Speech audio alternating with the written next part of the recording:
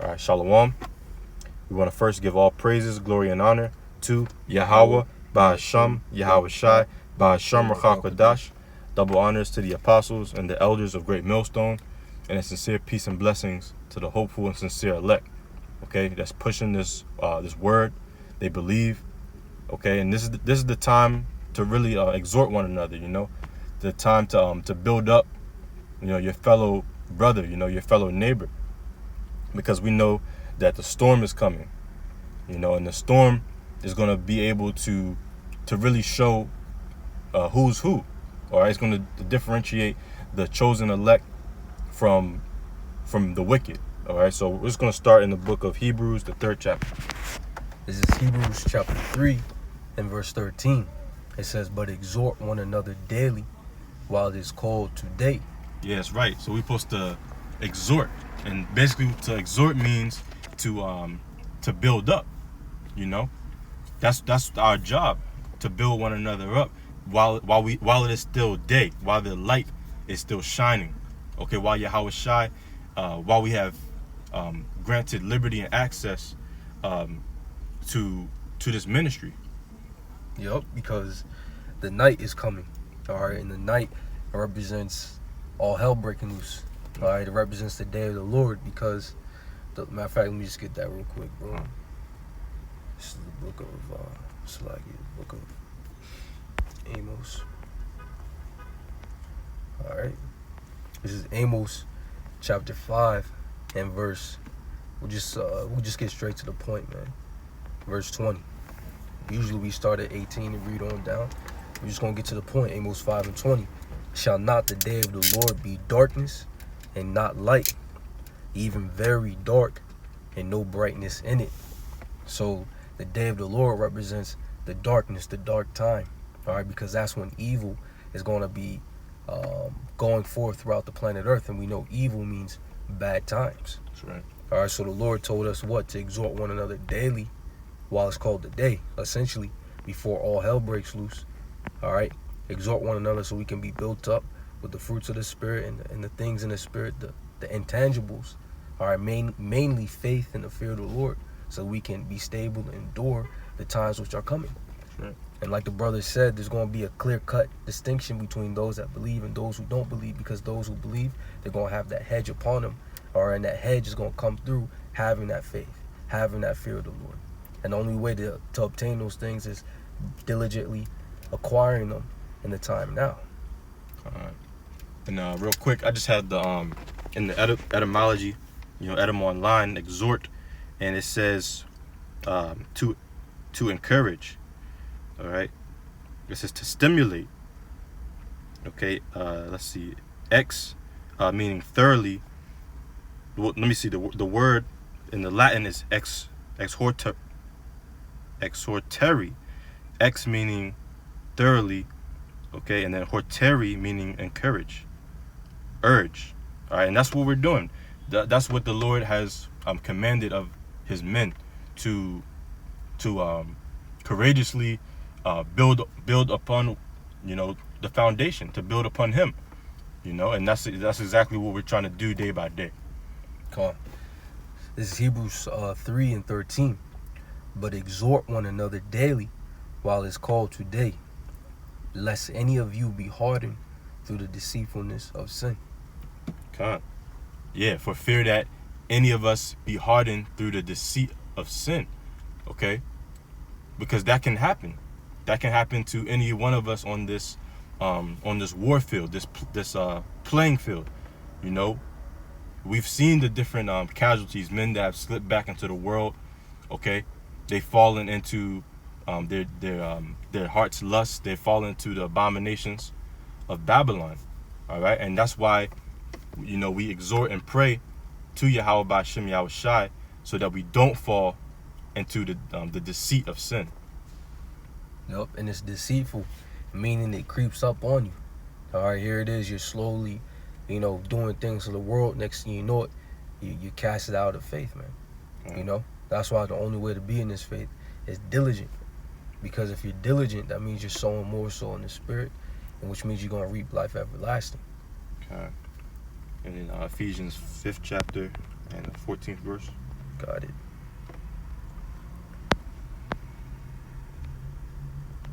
This is Ephesians chapter 5 and starting at verse 14. Wherefore he saith, Awake thou that sleepest, and arise from the dead, and Yahushua shall give thee light. That's right. Awake from your slumber, man, because now the light is shining. Okay, this doctrine is going forth valiantly. You know, Yahushua, he's pouring out prophecy. Okay, he's pouring it out, you know, very adamantly, and we can see it. Okay, the whole world is going to be witness to this, to the manifestation of his return. All right, but now it's time to awake while we still have the grace and the mercy, because that's going to be withdrawn. Okay? Yeah, access to this truth, because the famine of the word is coming. Mm-hmm. Yeah, and here it is. You go out in your day to day and you interact with these people, and you can clearly see they're in a coma, man. They don't know what the hell is going on. They don't know an inkling of this truth, man. Right. All right, they're asleep, man, and the Lord has wakened us up. So we're supposed to bask in His light. That's right. Meaning, store up these treasures. Get as much of this word within your soul as possible, because these words, these precepts that are on our mind, that's what's going to keep us stable when all hell is breaking loose. And these other people out here that don't know anything about this truth, they don't know one scripture. All right, they're going to be dead, man. All right, here it is. They're asleep, but they're going to die, man. Yup. It says, arise from the dead. We're not supposed to be around them, because those that don't have this understanding is in the congregation of the dead. That's right. I read that again and then keep on going. Verse 14. Wherefore he said, Awake thou that sleepest, and arise from the dead, and Yahushua shall give thee light. See then that ye walk circumspectly, not as fools, but as wise, redeeming the time, because the days are evil. That's right. So we're supposed to walk circumspectly, okay? Meaning to be fully aware of what's going around us. 360 vision, okay? And that word circumspect, it means exactly, accurately, and diligently. And that's exactly how our vision is supposed to be. We're supposed to have clear imagery and a clear vision of what's to come, because the times that have come before, all right, such as what do you have, 70 AD? That was one example of destruction, okay? But that's not going to be anywhere near the level of destruction that's coming. So we're supposed to fully be aware, okay? Always keep that in the back of your mind, that all hell is going to break loose, and this type of hell that's coming it hasn't been seen on the earth, man. That's why the scriptures say redeeming the times, because they're evil, man. That's right. We can get Romans 13 and 11. Yes, sir.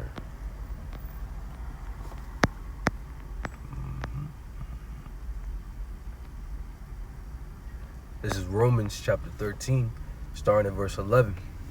And that knowing the time, that now it is high time to awake out of sleep. For now is our salvation nearer than when we believed. That's right.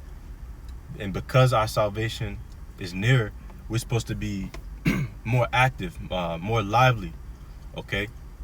Because the Lord, He called us lively stones of this holy temple. So that's why we're supposed to be more engaged, active in the brotherhood, the ministry, pouring out the words of prophecy unto the people. Because that's our job that we commissioned to do.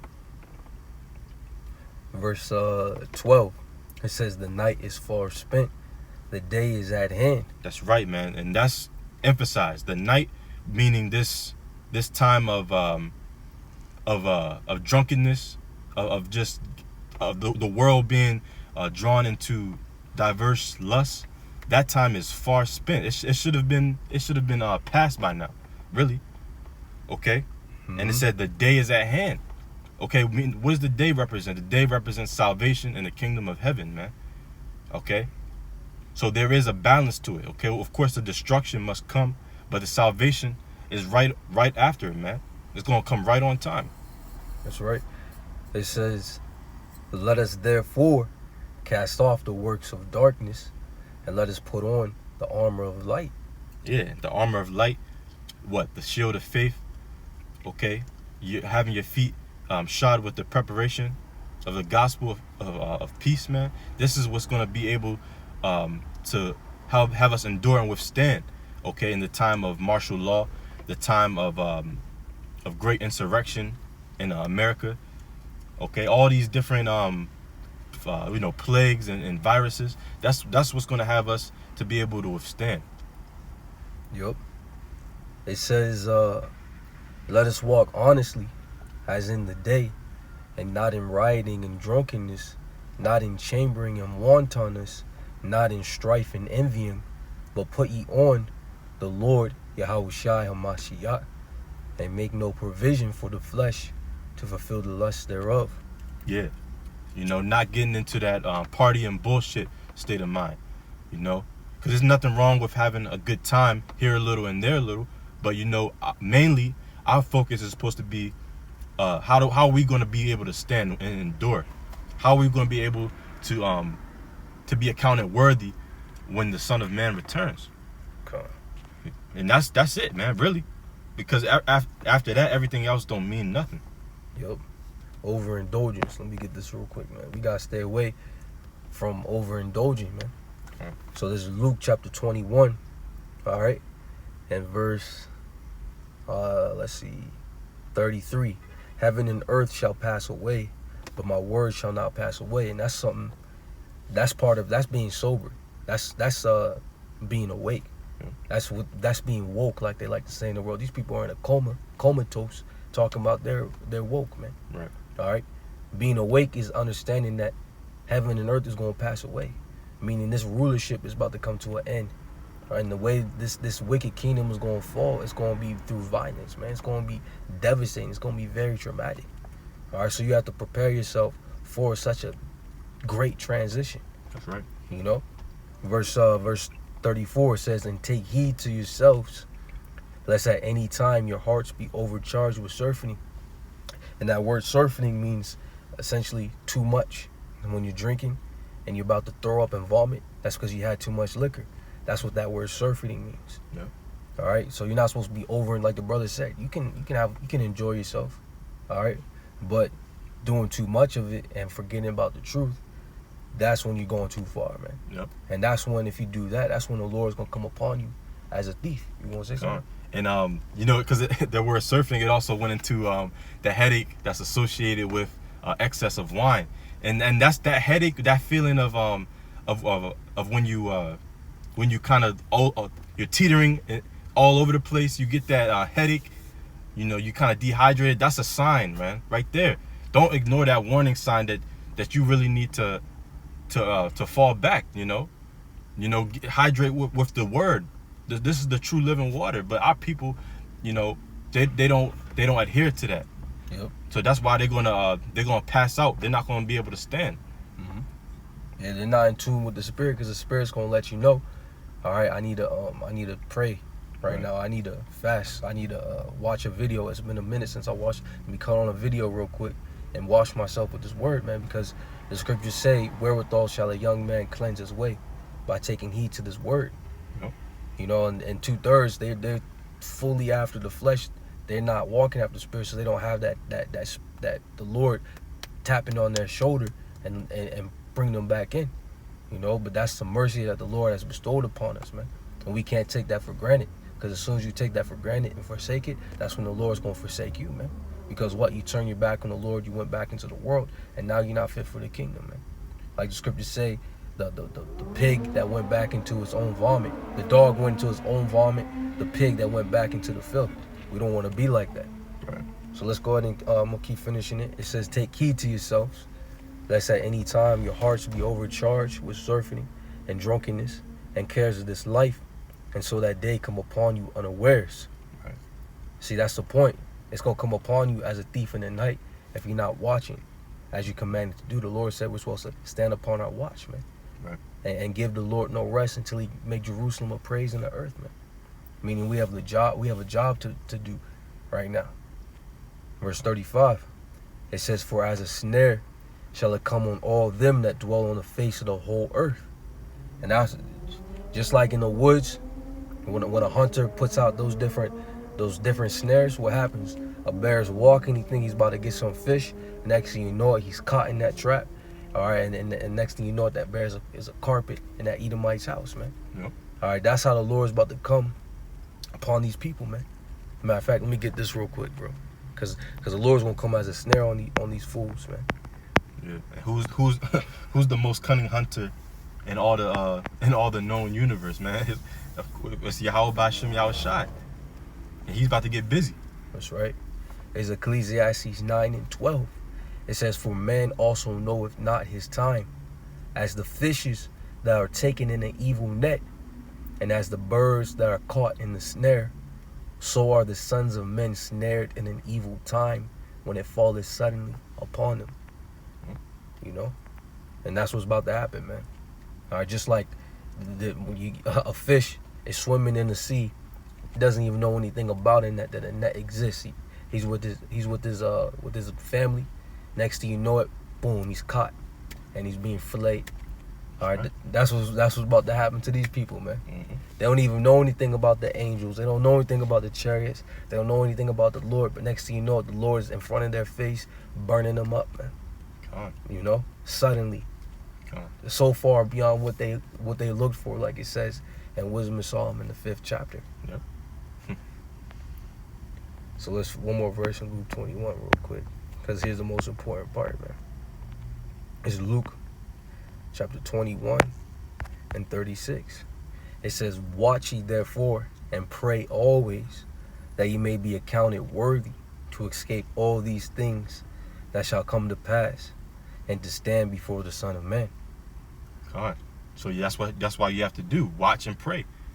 Because if you're not watching and praying, you're definitely not gonna you're asleep. If you're not watching and praying, you're asleep. So you're not gonna be able to stand. Okay? Because once you try to stand up, you're gonna be obliterated at that point. Yo, what's the next one? Joel 1:15.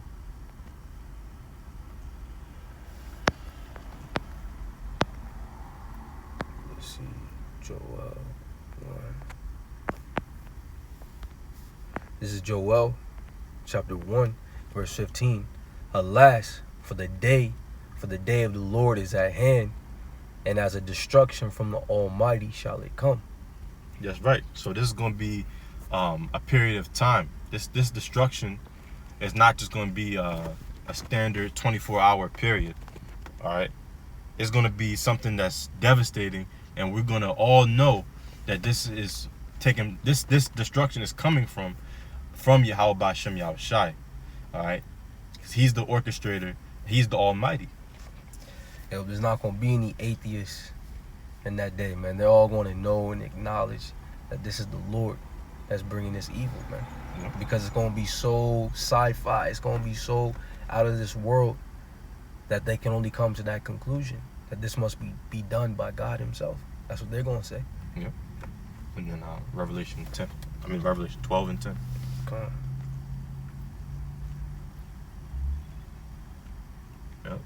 And nothing to that magnitude has happened in these people's lifetime. It hasn't happened in a very long time. You have to go back to the first death, which was the flood of water during the time of the prophet Noah. That's when, pretty much all the sons of men, they knew, okay, that the Lord, he's fucking us up and he's going to kill us. All right, because they knew when it started raining, day after day, week after week, they knew that there's nothing they can do. They were just dying by the masses. Yep. The scriptures say who can stand in the wrath of the Lamb, roughly paraphrasing. Yep. In Revelation.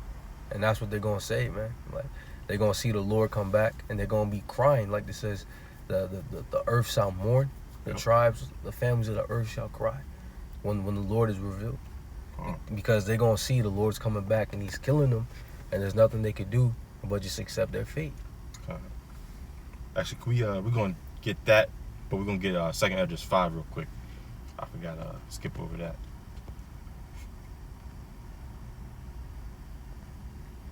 This is from verse 1. Yeah, verse 1 is cool. This is 2nd Esdras chapter 5, verse 1. It says, "Nevertheless, as coming the tokens. Behold, the day shall come that they which dwell upon the earth shall be taken in a great number, and the way of truth shall be hidden, and the land shall be barren of faith. That's right. So all these things is going to take place, but you're going to have the signs or the tokens that's going to be even more manifest. Signs of what? Earthquakes all over the earth, famine, plagues, viruses. All these things is going to increase.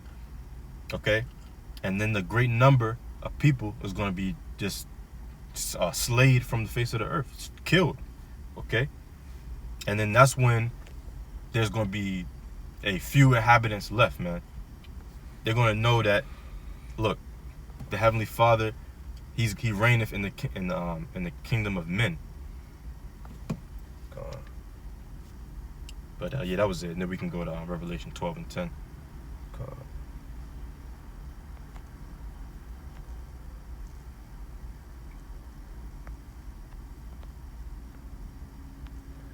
This is Revelation chapter 12, verse 10.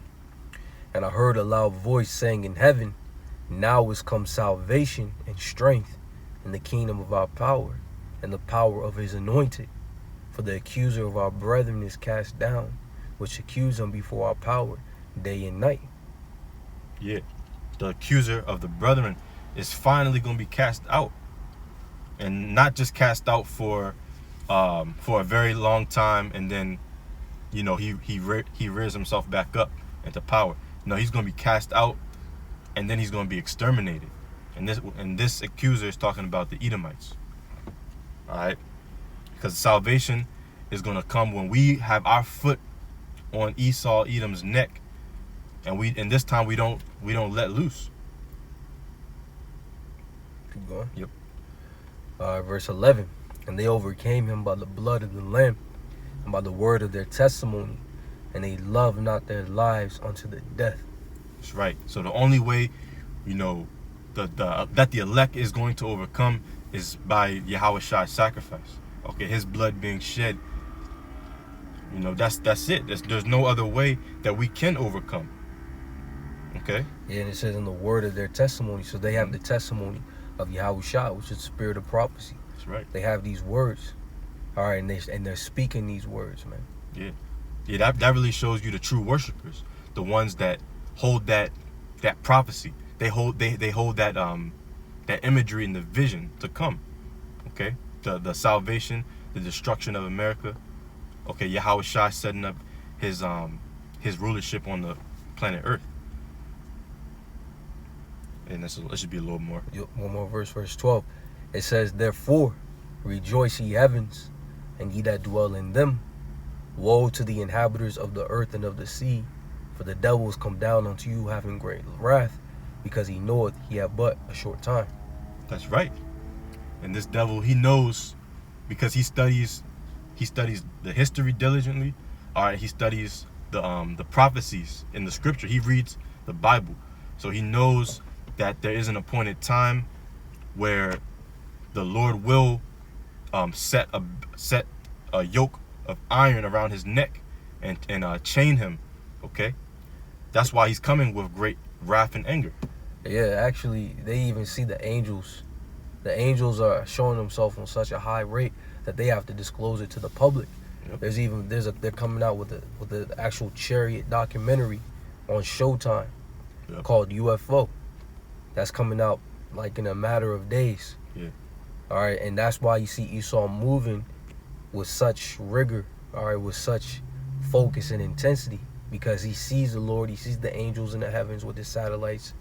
All right, he knows that he's going to have to make his move, because ultimately Esau's going to try to upset prophecy. But like it says, rejoice ye heavens.